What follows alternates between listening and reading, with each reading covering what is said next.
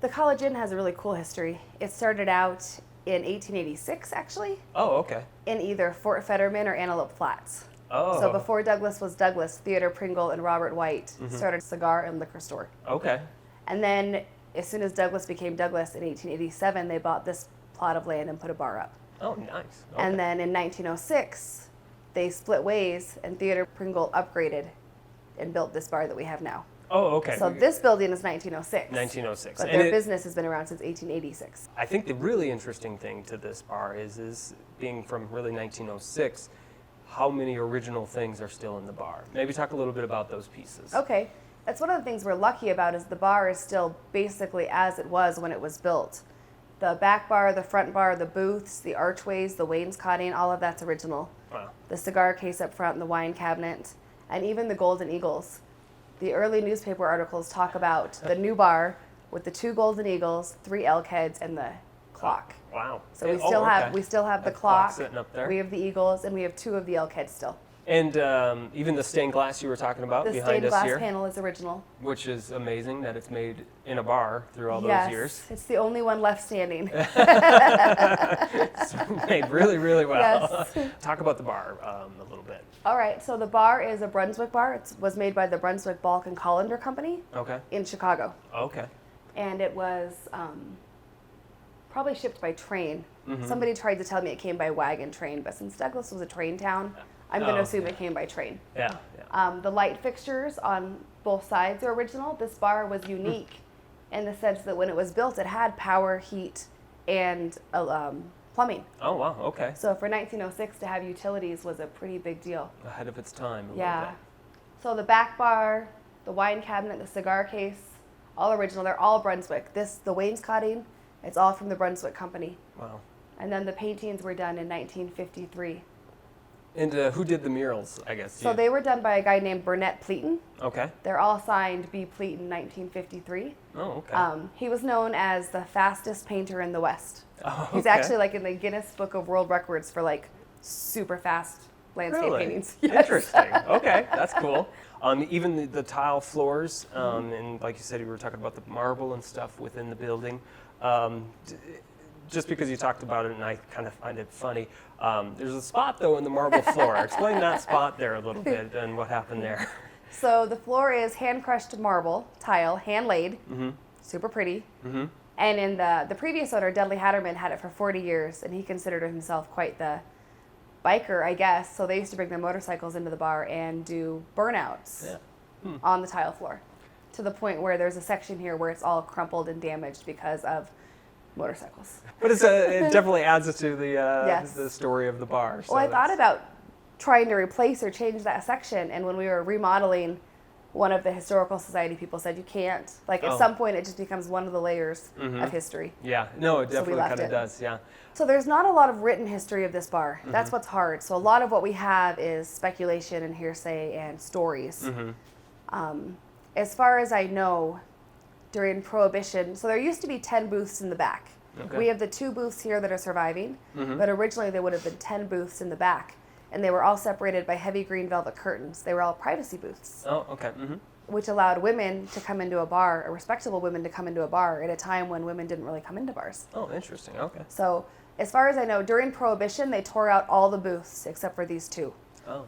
and then turned it into a billiard, ice cream, soda parlor kind of thing. But it survived, so that's good. Yeah. Upstairs, there is a hidden poker room. Oh, okay. We have a dumbwaiter behind the bar that used to service the Okay, poker go room up there. Nice. I had seen that this is considered one of the more haunted places in Wyoming. What are maybe some of the interesting things you've seen happen around here? Things have happened since the very beginning. When we bought it and then didn't open for 2 months. We spent 2 months remodeling and repairing. And one morning I came in and we had an electrician in here, and he was sitting on top of the cooler doing some work. And he'd been in here for a while, and I came in and he said, "JC, just so you know, there's somebody walking up and down the back stairs and has been all morning." And I said, "Really?" And he said, "Yeah, I checked the whole basement and walked down thinking maybe Scott had come in the back way." It's like, nobody's here, but somebody keeps walking up and down the back stairs. Oh, interesting. Yeah, and then, so the white lights are original up here that are hanging. and they're on a remote control to turn on and off. And the cigar case lights are a hard touch light, and the wine cabinet's a hard latch. And every once in a while, I'll come in the morning, and those lights, the cigar case lights, will be on, and the wine cabinet will be wide open. Oh. And Somebody's helping themselves to. well, I think they're opening. Yeah. Yeah, like when I look at the tapes, you'd think 3, 4 in the morning, things happen. Yeah. But it's like 9:30. Right Really? before I get here, you see the lights come on and the door open. Interesting. Yeah, it's fun. So some interesting things happen here.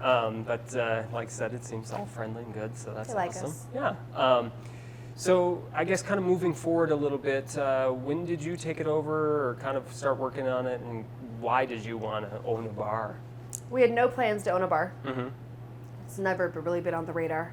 We moved up to Douglas with my husband's job. Okay. And so I did real estate in Salt Lake. And so I love old buildings. I just like wandering through buildings.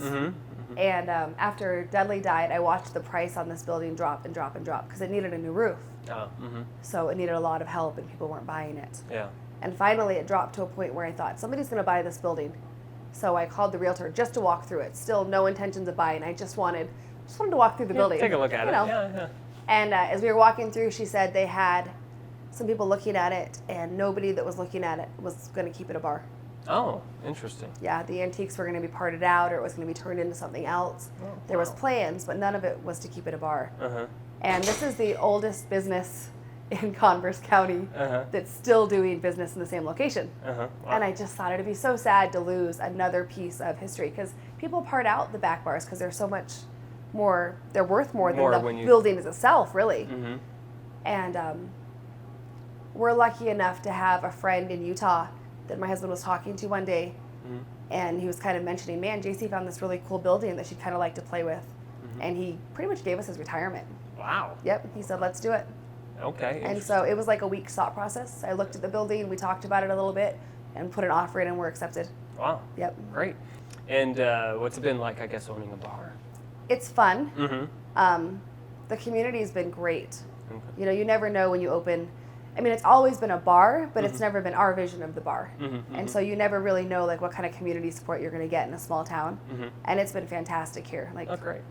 the combination of the history and just the atmosphere and what we offer here has been really supported. So we put in the patio. It used to be an old drive-through. Okay. And we turned it into a really nice patio area. We remodeled the bathrooms. Oh, okay. They were ridiculously terrible. We reupholstered everything. The booths were still stuffed with horsehair and straw when we pulled them apart. Oh, wow. They were original. That's awesome. Yeah, it was fun. Yeah, I bet. But really, structurally, we had a new roof. We had to put a whole new roof on the building. But structurally, that's about all we did. Most of it was just cleaning and laminating and making it pretty.